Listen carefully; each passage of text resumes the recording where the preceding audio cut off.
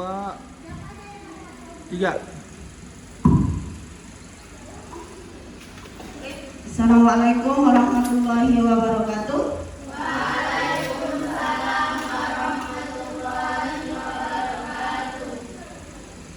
Terima kasih kepada Bapak Ibu yang telah meluangkan waktunya untuk hadir bersama-sama di ruangan ini.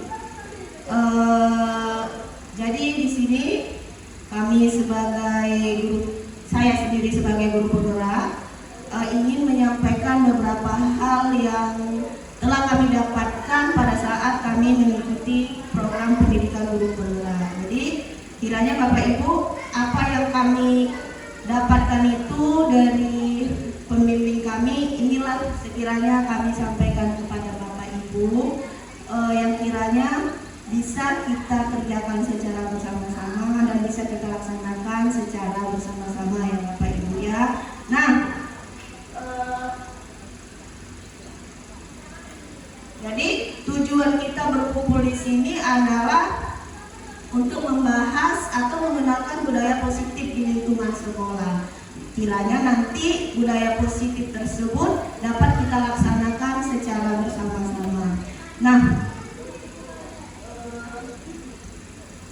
jadi Pak Ibu, sebelum kita mulai diskusi kita supaya kita nggak tegang kali dan kita merasa happy, yuk kita Bu senyum dulu selama 30 detik. Ayo ibu-ibu senyum. Oke, kita masuk yang berikutnya adalah apa itu budaya positif? Ya, budaya positif merupakan sistem nilai, kepercayaan dan norma yang diterima bersama dan dilaksanakan penuh kesadaran sebagai perilaku alami. Berarti Bapak Ibu, budaya positif itu merupakan suatu aturan atau suatu norma yang kita bisa terima di sekolah ini dan bisa kita laksanakan secara bersama-sama dengan rasa kesadaran diri sebagai perilaku alami. Berarti kalau dia perilaku alami itu merupakan perilaku yang tanpa dorongan dari siapapun. Itu berasal dari diri kita sendiri, tidak ada paksaan dari siapapun. Jadi kita harapkan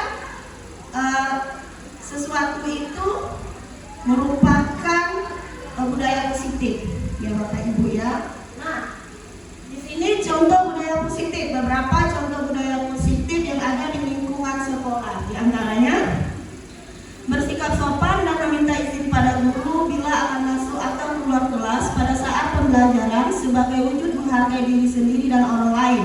Berarti kita minta siswa itu apabila dia ada mau keluar masuk segala macam, maka dia harus meminta izin. Nah, yang kedua mengantri. Jadi apapun itu, misalnya mengambil kartu ujian atau segala macam, mereka kita budayakan mengantri. Yang berikutnya melaksanakan kerja bakti rutin, membersihkan sekolah bersama dengan semua siswa di sekolah maupun tenaga pendidik. Nah, gotong royong. Kalau bisa, kalau ada acara gotong royong itu, kita harapkan siswa itu adalah dalam diri mereka sendiri tanpa kita ada paksaan dari kita. Yang berikutnya tepat waktu di sekolah dan masuk kelas untuk mengikuti proses belajar mengajar. Berarti ini adalah kita usahakan siswa itu mempunyai budaya dia tidak datang terlambat dan pulangnya tepat waktu dan dia tidak cabut. Nah, ini hanya beberapa Bu contoh budaya positif yang akan kita laksanakan di lingkungan sekolah kita. Mungkin sudah berjalan ini Bu sebenarnya.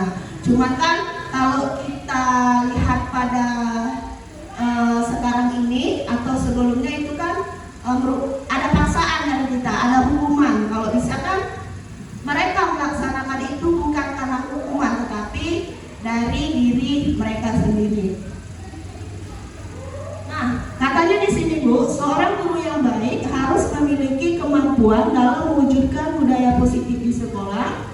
Budaya positif tersebut dapat dijalankan dengan menerapkan beberapa konsep. Nah, di sana Bu banyak, ada 6 konsepnya.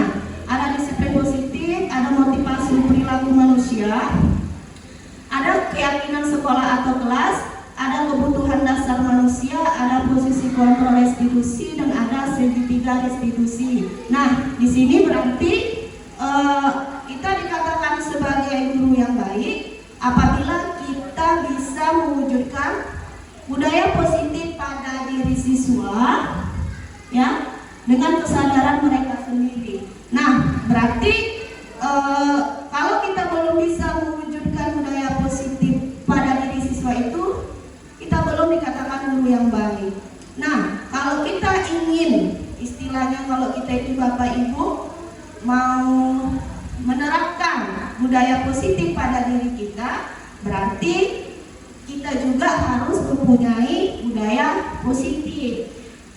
Misalnya, contoh budaya positif kita tanamkan kepada siswa, jangan datang terlambat. Sementara kita mengatakan jam 8 kamu harus berada di lingkungan sekolah. Sementara kita Bapak Ibu jam-jam 9 kita baru datang. Nah, berarti kita kan tidak menerapkan budaya positif. Jadi kalau kita tidak menerapkan budaya positif, otomatis siswa itu sendiri dia tidak akan mendengarkan apa yang kita bilang. Kenapa? Karena perilaku kita aja tidak mencerminkan budaya positif. Seandainya kalau kita mengatakan kamu jangan ini jangan itu, misalnya kan, jangan datang terlambat, berpakaian rapi. Nah, kalau kita sudah demikian, maka siswa itu apa yang kita bilang dia nurut. Jadi Bapak Ibu, sebelum kita menerapkan budaya positif pada diri siswa, maka kita harus juga mempunyai budaya positif.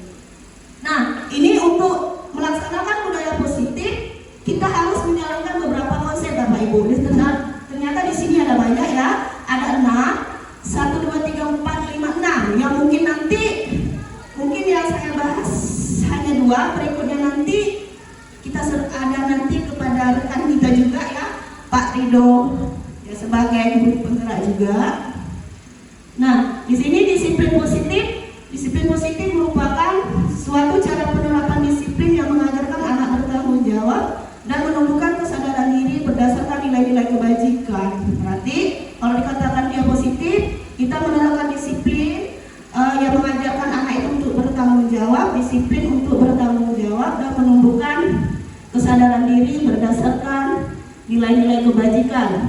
Disiplin positif lebih ke arah disiplin yang dapat mengontrol diri dalam melakukan segala tindakan. Jadi dalam melaksanakan segala tindakan dia mampu untuk mengontrol diri. Dia tahu mana yang baik, mana yang tidak ya Bapak Ibu.